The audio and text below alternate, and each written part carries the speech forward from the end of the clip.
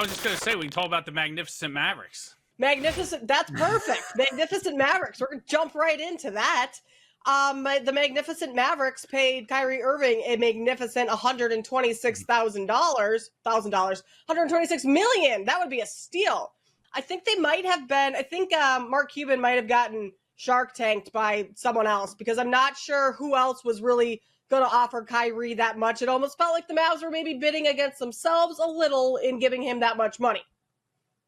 Yeah, I agree 100%. And I think this is, a great example of, a franchise just trying to kind of navigate themselves through like being a good team to being elite team. They have this superstar player with Luka, and he's starting to get restless. He's like, hey, getting him is hard enough. Getting a player of that caliber, building around him can be even harder. We struggle with that here in Philadelphia with Joel Embiid, and I think Mark Cuban is struggling to put the right pieces around Luka, and I think he kind of got impatient and saw Kyrie Irving as like, hey, let's bring him in. Obviously, things didn't go well last year. They were kind of the laughing stock of the league towards the end of the year. They weren't even trying to win games.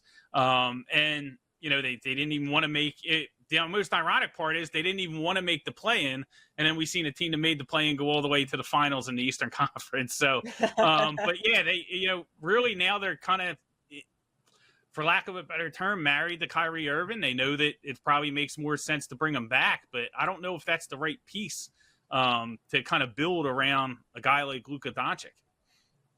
Well, no, because they're both so ball dominant that last season watching them play, it was like your turn, my turn, your turn, my turn, your turn, my turn. Mm-hmm. Like that's just, you can't do that in the NBA when you're playing against other super teams or just, serviceable teams, even like the Thunder, teams like that. Like it just doesn't work like that. Luka Doncic, I feel like, might be one of the harder players in the league to build around, because with his skill set, he needs the ball all the time, is not great playing off the ball, but can't do it all himself. I mean, everyone needs a little bit of help, but if it wasn't Kyrie, is there another piece that would fit perfectly next to him? I'm not sure of the answer of that.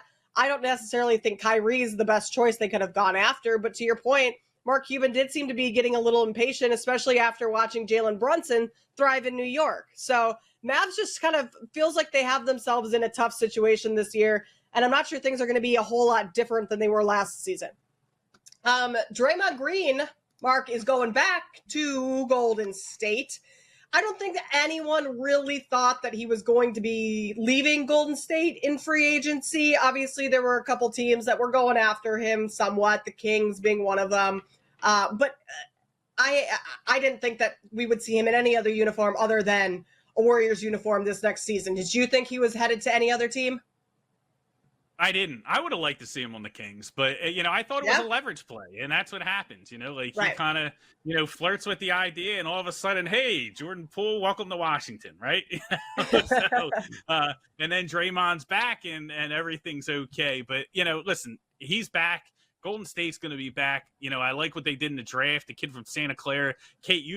Every Saturday, college basketball, we were hammering. He fits Golden State to a glove. I mean, that's a guy. Yeah. Santa Clara overs, we're week in and week out.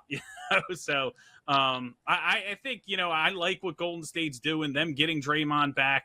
If they can stay healthy, obviously they're always going to be right in the mix because they have that experience that I think is just so critical. When you get deep into the postseason of just being there, being through it, even though we saw a new team like Denver get over the hump, it's tough, if you don't have guys on your team that have kind of been there and, have won championships and know what it's needed to get it done.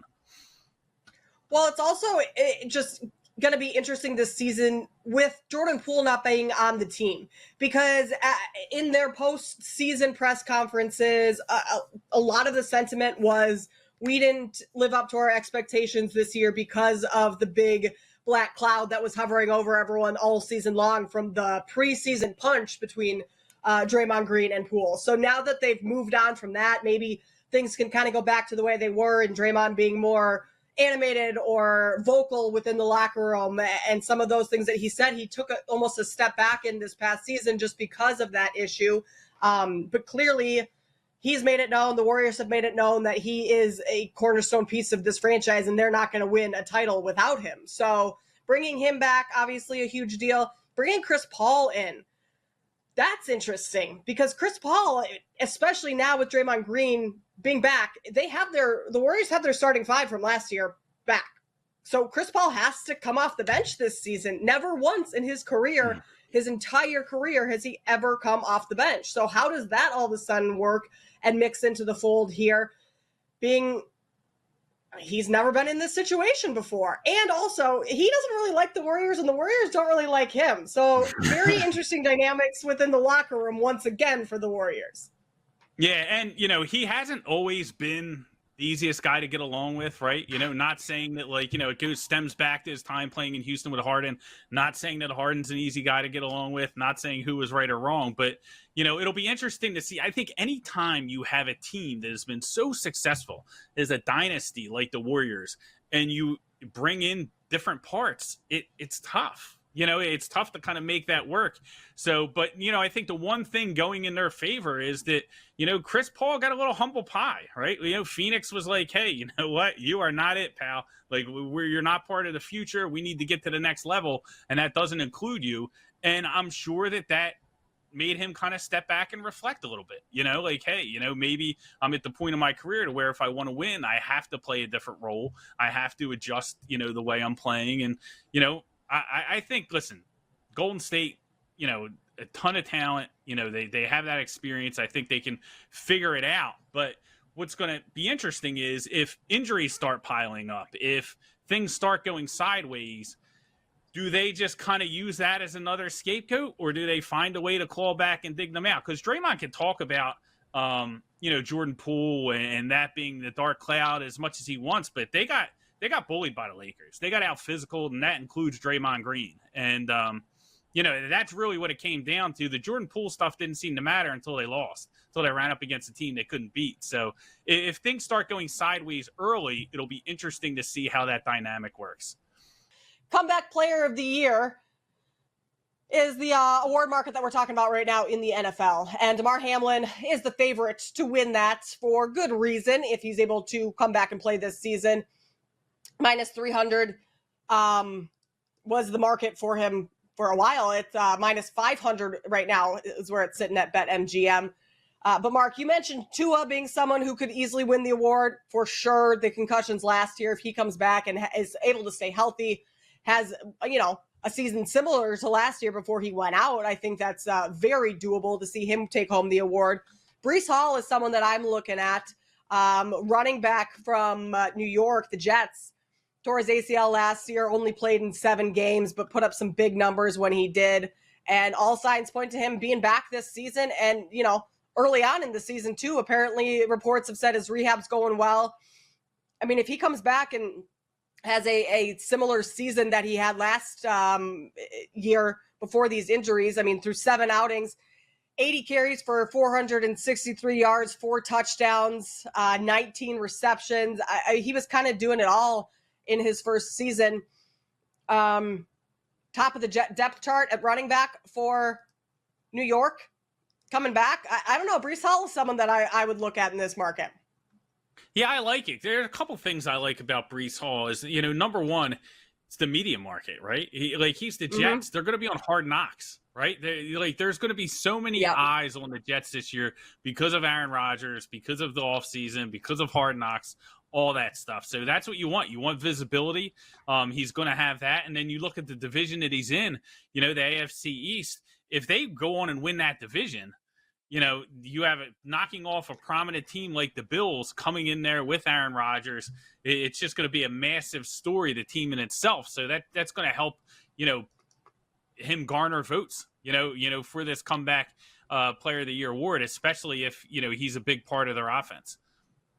Because that's one thing with betting on these types of futures versus betting, who wins the division or the Super Bowl or win totals or something like that, is that you have voters in these awards markets where you're not just banking on like an outcome of who wins the game. Like there are 40 people that are going to vote on these awards. Having them in a media market like New York, that would be very, helpful to have versus, I don't know, someone on the Colts Jonathan Taylor on the Colts. You know, it's just not media-wise, the market's not that big.